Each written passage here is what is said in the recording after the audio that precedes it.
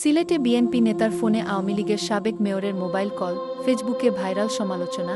কাকে আপনারা দেশপ্রেমিক বলবেন? এরাই বিএনপির নষ্টের মূল, এদের দলের সামনে ঝুলিয়ে ফাঁসি দেওয়া উচিত। কথাটি সিলেট মহানগর বিএনপির সাধারণ সম্পাদক ইমদাদ হোসেন চৌধুরীর মুঠোফোনে সিলেট সিটি কর্পোরেশনের আওয়ামী লীগ দলীয় সাবেক মেয়র আনোয়ারুজ্জামান চৌধুরীর কল এসেছে এমন অভিযোগ তুলে ইমদাদের বিপক্ষে সামাজিক যোগাযোগ মাধ্যমে সমালোচনা শুরু করেছে বিএনপির নেতাকর্মীদের একটি অংশ। কেন একটি অংশ, কেন পুরো সিলেটবাসী নয়? কেন তার বিরুদ্ধে কোনো অ্যাকশনে যাচ্ছে না নেতারা? নাকি এখানেও টাকার খেলা? তবে বিএনপি নেতা ইমদাদ হোসেন চৌধুরী সংবাদ সম্মেলন করে ওই অভিযোগ অস্বীকার করেছেন। অস্বীকার যতই করুক মিস্টার ইমদাদ হোসেন চৌধুরী, আমরা বাঙালি মনে রাখবেন, হাসিনাকে ঘাড় ধরে নামাতে যেমন পেরেছি তেমনি তোমাকেও ফেলতে দলের কিছুই হবে না। আমরা এখন সবই পরিষ্কার বুঝি, মনে রাখেন। এদের অতি দ্রুত দল থেকে বহিষ্কার করার সিদ্ধান্ত আসছে সেন্ট্রাল থেকে, সবাই অপেক্ষা করুন, প্রমাণ পাবেন। সেটা নিয়ে কাজ করছে সেন্ট্রাল লেভেল। বিএনপির নেতা কর্মীদের সঙ্গে কথা বলে জানা যায়, গতকাল সন্ধ্যায় নগরের বারুদখানা এলাকায় বিএনপির নেতাদের সঙ্গে ব্যবসায়ীদের একটি মতবিনিময় সভা ছিল। সভার এক পর্যায়ে মাগরিবের নামাজে যান নেতা ইমদাদ। তখন তার মুঠোফোনটি অন্য একজনের কাছে ছিল।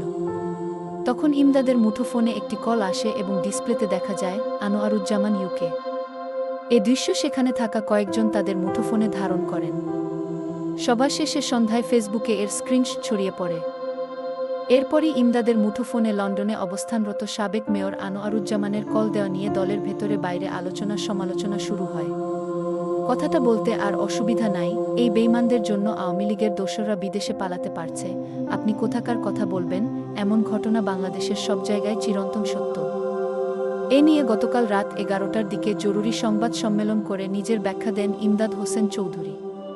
তার সম্মেলনের কথা আপনার কেউ বিশ্বাস করবেন না, সে জাতীয় বেঈমান। অনুষ্ঠানের ছবি তোলার জন্য আক্তার নামের একজনের কাছে তার মুঠোফোনটি ছিল।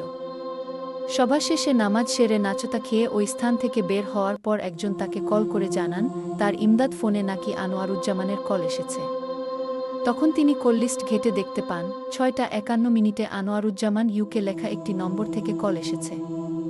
ইমদাদ হোসেন চৌধুরী সংবাদ সম্মেলনে বলেন, কল এসেছে দেখতে পেয়ে তিনি আক্তারের সঙ্গে যোগাযোগ করে বিষয়টি জিজ্ঞাসা করেন।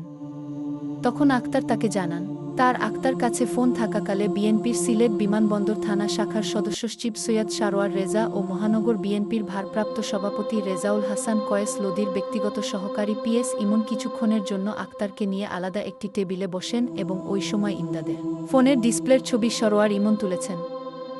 এর বেশি কিছু আক্তার জানেন না। শাক দিয়ে কি মাছ থাকা যায়? এই কুলাঙ্গারগুলোর জন্য আজকের বিএনপির এই দশা। তারেক রহমান দেশে ফিরতে পারছে না। মহানগর বিএনপির সাধারণ সম্পাদক আরও বলেন যে আনোয়ারুজ্জামানের কারণে সিলেটের রাজনীতি কলুষিত হয়েছে, তাকে অতি দ্রুত দল থেকে পার্মানেন্ট বের করা উচিত।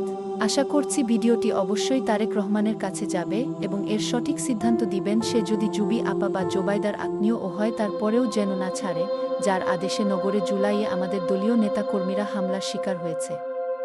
সেই ডেভিল আনোয়ারুজ্জামানের সঙ্গে আমার যোগাযোগ থাকার প্রশ্নই আসে না।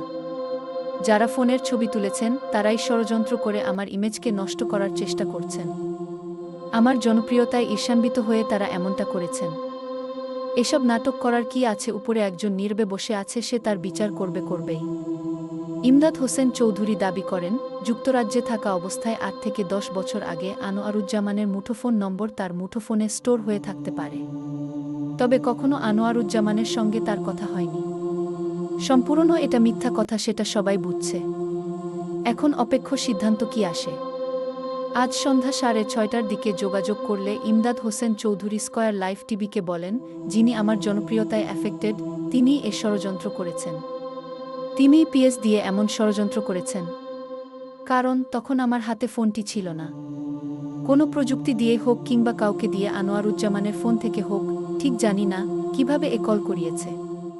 মোটকথা, আনোয়ারুজ্জামান আমাকে কল করার কথা নয়।